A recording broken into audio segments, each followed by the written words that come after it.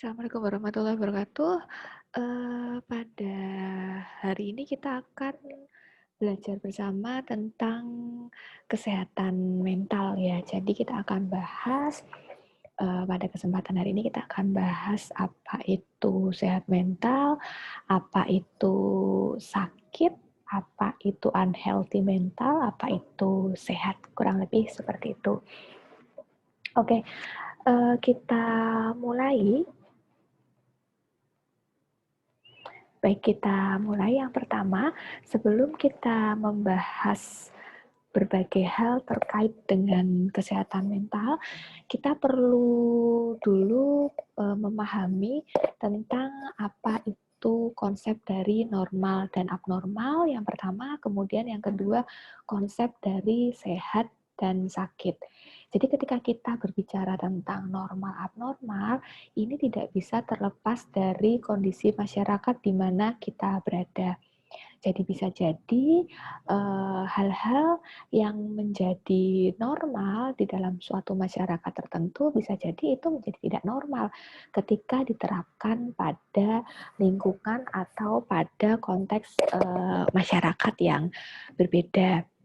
Sedangkan konsep sehat dan sakit ini sekarang ternyata sudah ada standarnya. Jadi menurut WHO, konsep sehat dan sakit itu ada 3 jenis atau 3 bagian. Jadi ketika kita mendiagnosakan apakah orang ini sehat ataupun sakit ya, baik itu sehat secara fisik, secara biologis maupun secara psikis dan juga secara sosial. Jadi ada 3 bagian. Teman-teman bisa lihat di slide-nya. Jadi sehat itu yang pertama bisa kita definisikan secara biologi atau secara biological. Secara biologi ini maksudnya apa? Apakah orang tersebut memiliki disease, memiliki sebuah simptom penyakit secara biologis ataupun tidak. Kemudian yang kedua, konsep sehat dan sakit ini juga bisa kita lihat dari sudut pandang psychological atau secara psikologis. Di sini maksudnya adalah apakah orang ini punya illness, atau dia punya unhealthy atau illness secara mentalnya atau secara psikologisnya ataupun tidak. Dan yang terakhir, konsep sehat dan sakit ini bisa kita lihat dari sudut pandang sosial atau sickness. Jadi kesehatan ya, maksudnya kesehatan termasuk juga di sini adalah kesehatan mental, kesehatan atau sakitnya seseorang, sehat atau sakitnya seseorang itu saling berkaitan antara biologis, antara psikologis maupun antara sosial. Jadi ini saling berkaitan. Bisa jadi simptom-simptom yang terjadi secara biologis bisa jadi ternyata itu bisa memunculkan psikologis dan sosial. Atau sebaliknya simptom yang terjadi secara psikologis itu juga ternyata bisa berkaitan juga secara sosial atau biologis ataupun sebaliknya. Baik, akan kita bahas satu persatu. Yang pertama adalah secara biologis. Kita akan bahas proses sehat sakit secara biologis. Yang pertama jelas ketika konsep sehat dan sakit kita lihat dalam kacamata biologis, maka kaitannya adalah dengan sistem kerja otak ataupun hormonal. Jadi bagaimana tubuh kita di sini hubungannya adalah secara fisik, secara sistem otak, limbik otak, secara hormonal, itu apakah ada gangguan atau tidak? Apakah health atau unhealth di situ? Nah, sekarang ternyata tidak hanya kaitannya dengan sistem kerja tubuh saja, tidak hanya berkaitan dengan sistem otak ataupun hormonal saja, tapi juga terkait dengan benda-benda asing dari luar tubuh, misalkan seperti bakteri dan virus. Ternyata pengaruh dari benda-benda asing di luar tubuh kita ini sangat besar ya, karena akan berpengaruh juga terhadap bagaimana sistem kerja tubuh kita. Nah, sekarang kita tahu kalau bahwa saat ini kita sedang mengalami masa pandemi. Ternyata ada hal positif di situ, maksudnya adalah dalam persepsi masyarakat kita, dalam penilaian masyarakat kita, sekarang masyarakat kita sudah lebih aware atau lebih peduli terhadap konsep sehat dan sakit secara biologis ini. Jadi sekarang masyarakat sudah lebih peka terhadap hal-hal yang terkait dengan kesehatan. Termasuk di dalamnya adalah masalah gaya hidup yang banyak berubah gitu ya. Misalkan sekarang orang-orang lebih aware terhadap makanannya, lebih menjaga makanannya, lebih makan makanan yang sehat misalkan, lebih aware terhadap kondisi tubuhnya, lebih suka berolahraga, lebih suka naik sepeda, suka lari-lari begitu ya. Kemudian mereka lebih suka atau mereka lebih peka terhadap kebersihan tubuhnya, termasuk juga rajin cuci tangan misalkan begitu. Ada sebuah pergeseran masyarakat di mana masyarakat sekarang ini mereka sudah menilai bahwa kesehatan dalam ranah biologis ini penting dan harus dijaga. Kaitannya apa? Kaitannya seperti pada poin pertama dan poin kedua, yaitu berkaitan dengan kerja otak, sistem tubuh kita, kerja hormonal, juga berkaitan dengan hal-hal atau benda-benda di luar tubuh seperti bakteri dan virus. Oke, kemudian yang kedua, ketika kita bicara tentang sehat dan sakit, ini kita juga berbicara juga dalam ranah psikologis. Nah, ini yang akan banyak kita bahas 1 semester ke depan, terkait dalam kesehatan mental atau kesehatan secara psikologis. Maksudnya bagaimana? Maksudnya adalah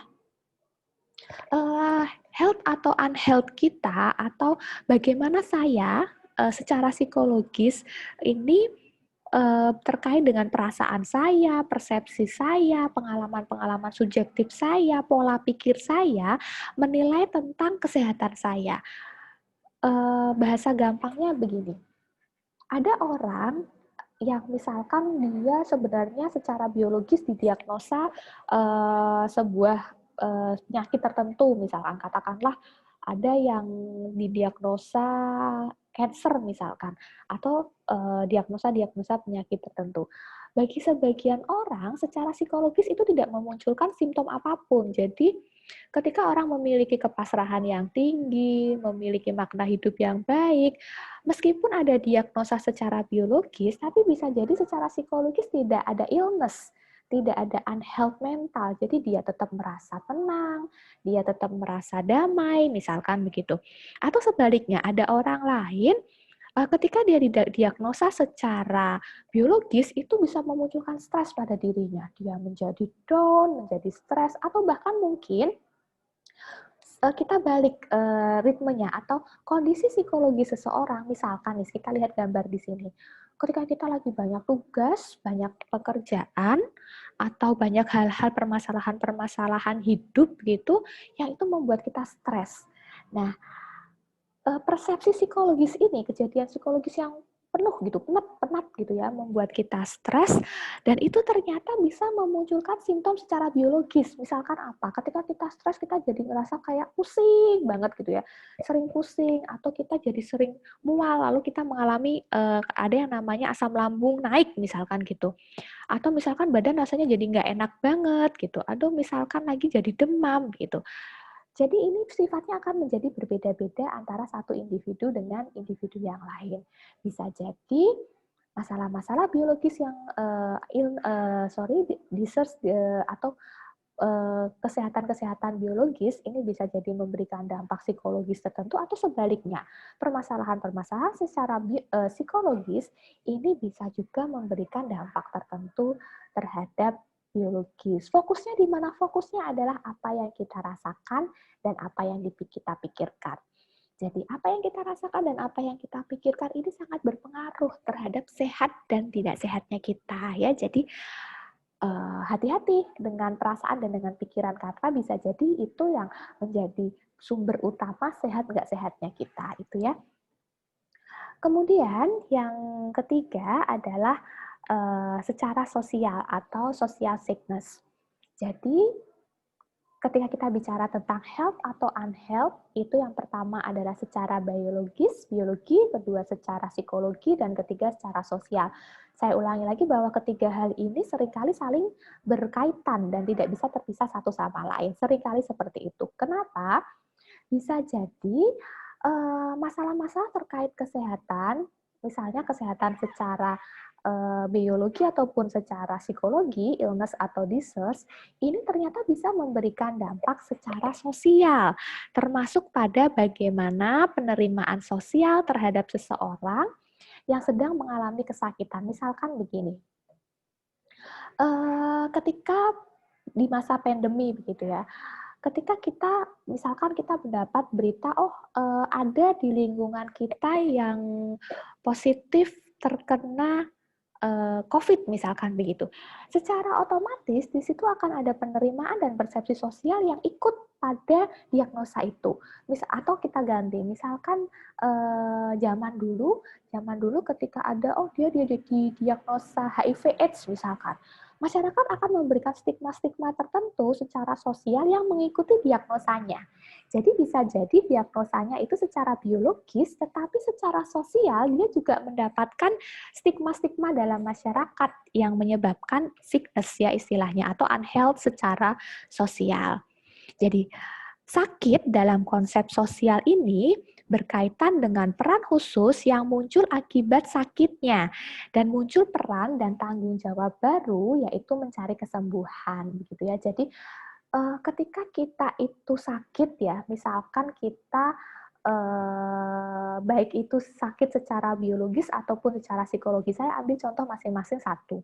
Misalkan kita sakit secara biologis, ada terkena orang dengan diagnosa COVID-19 misalkan, maka dia akan mendapatkan peran tertentu atau tanggung jawab tertentu yang mungkin berbeda atau berubah dari peran dan tanggung jawabnya seperti sebelumnya.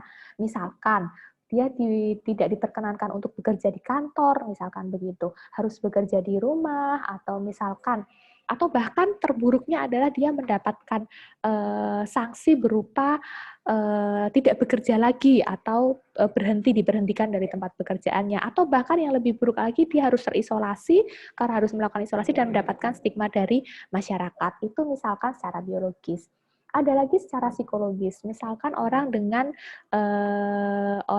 gangguan jiwa.